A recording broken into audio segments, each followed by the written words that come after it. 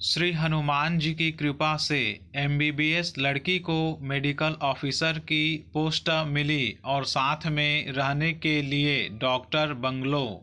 मैं सबको यही कहना चाहती हूँ कि अगर कोई सच्ची श्रद्धा भक्ति से प्रभु को याद करते हैं तो वे जरूर सुनते हैं। जय श्री राम, जय हनुमान।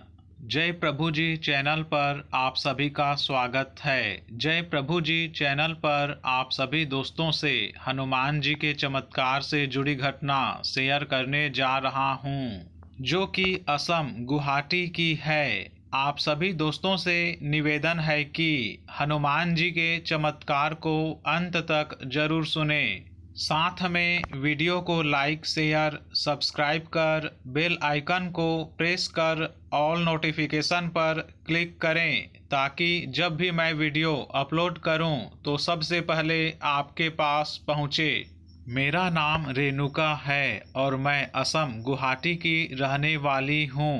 मैं शिव जी और हनुमान जी दोनों की भक्त हूँ। श्री हनुमान जी तो भगवान शिव के ही रुद्र अवतार हैं। दरअसल मेरे साथ बहुत बार ऐसा कुछ हुआ है जिसमें श्री हनुमान जी की उपस्थिति का अनुभव मैं करती आई हूँ।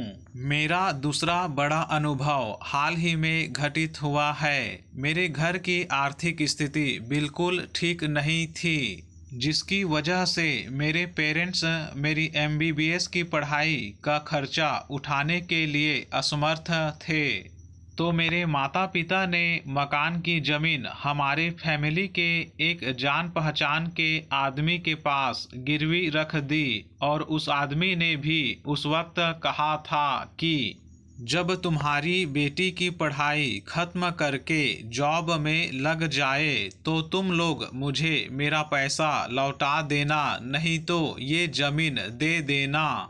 और मेरे माता पिता ने गांव की थोड़ी बहुत जो खेत की जमीन थी वो भी बैंक में लैंड मार्गेज करके मेरी पढ़ाई के लिए एक एजुकेशन लोन जैसे तैसे सैंक्शन करवाया, और इसी तरह से मुझे मेरी एमबीबीएस की पढ़ाई करने के लिए भेजा था। इसके लिए मैं अपने माता पिता के लिए हमेशा शुक्रगुजार रहूंगी, क्योंकि उन्होंने मेरी पढ़ाई के लिए अपना सब कुछ बिना सोचे लुटा दिया। मैं बस ग्रेजुएट होने वाली ही थी कि मेरे ग्रेजुएशन एग्ज़ाम के पहले ही बैंक वालों ने घर आकर परेशान करना शुरू कर दिया था कि इतने साल हो गए, पैसे वापस करो। लेकिन मेरे माता पिता ने मेरे ऊपर सब कुछ न्यौछावर कर दिया था, इसी उम्मीद में कि हमारी बेटी कुछ बन जाए और अपने पैरों पर खड़ी हो जाए और हमारे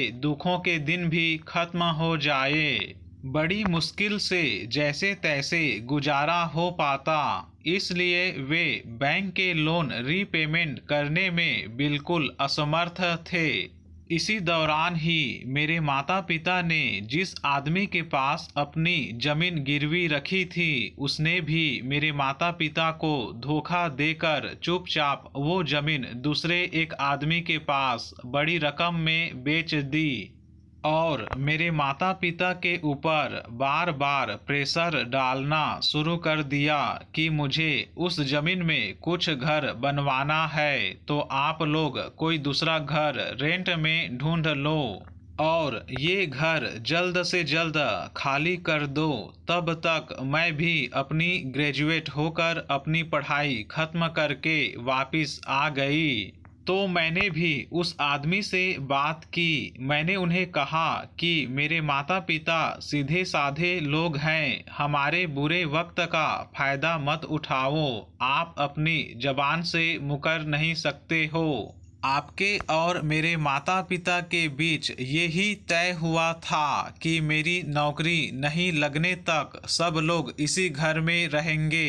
अभी आपने धोखा दे ही दिया है तो मेरी भी एक बात सुन लीजिए। मेरी नौकरी जब तक नहीं लगती तब तक मेरे माता पिता और मेरी फैमिली का कोई भी सदस्य कहीं नहीं जाएगा। जैसे ही मुझे नौकरी मिल जाती है उसके बाद मैं खुद मेरे माता पिता को अपने साथ ले जाऊंगी और आपको ये ज़मीन दे दूंगी। उधर बैंक में भी मैंने जाके उन लोगों को कह दिया मैं अभी कहाँ से लोन रीपेमेंट करूं, आप लोगों को मैं ज़रूर पैसा लौटा दूंगी, बस मुझे उसके लिए कुछ समय दीजिए ताकि मैं कहीं हॉस्पिटल में नौकरी शुरू कर दूं। लेकिन बैंक वाले मुझे और मेरे माता पिता को बोलने लगे अगर आप लोग लोन रीपेमेंट में और डिले करेंगे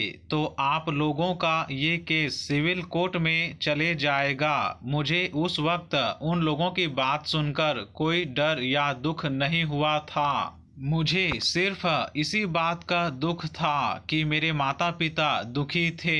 मैंने जॉब ढूंढना शुरू कर दिया, इंटरव्यू भी दिया, लेकिन इंटरव्यू का रिजल्ट आने में भी थोड़ा समय लग रहा था। और दूसरी तरफ बैंक वालों का प्रेशर, मुझे कुछ भी समझ नहीं आ रहा था कि मैं क्या करूं।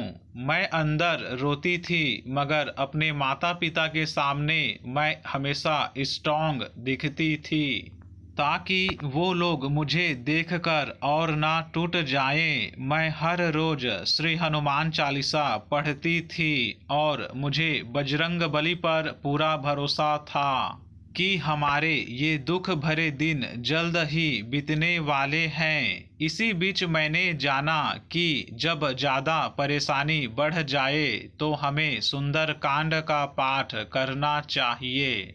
इससे हमें भक्ति और दुखों से लड़ने की शक्ति और श्री राम और श्री हनुमान जी की कृपा प्राप्त होती है और सारी मनोकामना पूरी होती है। अगर भक्ति भाव और श्रद्धा से पाठ किया जाए तो मैंने सुंदर कांड का हर रोज 11 दोहों तक पाठ करना शुरू कर दिया और मेरे प्रभु के सामने मैं ये कहती थी कि हे प्रभु, आप तो अंतर्यामी हो, जगत के स्वामी हो, आपसे मैं और क्या कहूँ। प्रभु, मुझे इस समस्या से आप ही बाहर निकाल सकते हो। आपके शरण के अलावा मैं कहाँ जाऊँ, क्या करूँ, कुछ भी समझ नहीं आ रहा है। प्रभु, मुझे कोई मार्ग दिखाएं।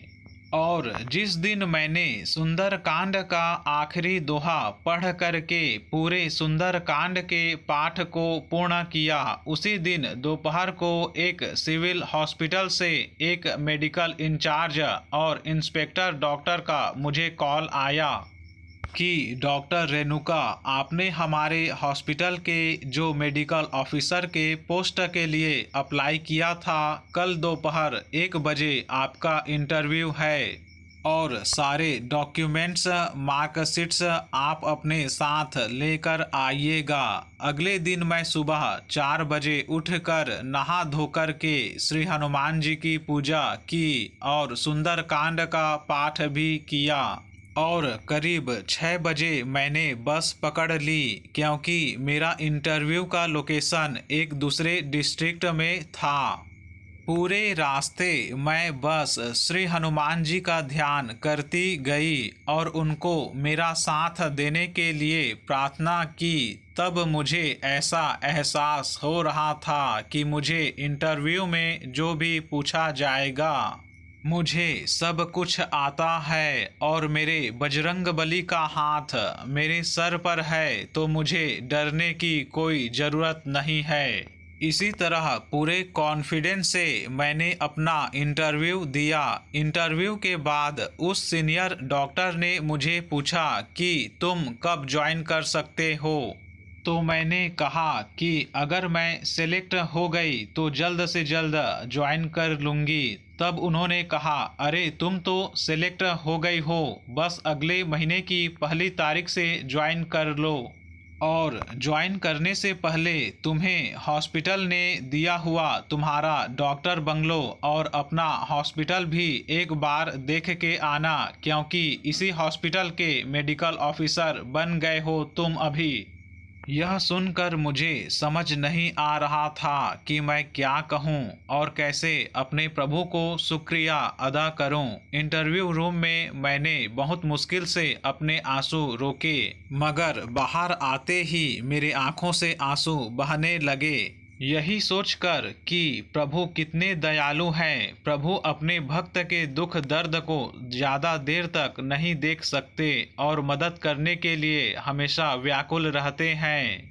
अब मैंने उस हॉस्पिटल में मेडिकल ऑफिसर के पोस्ट पर जॉब ज्वाइन कर ली है और मेरे प्रभु की कृपा से सब कुछ ठीक चल रहा है।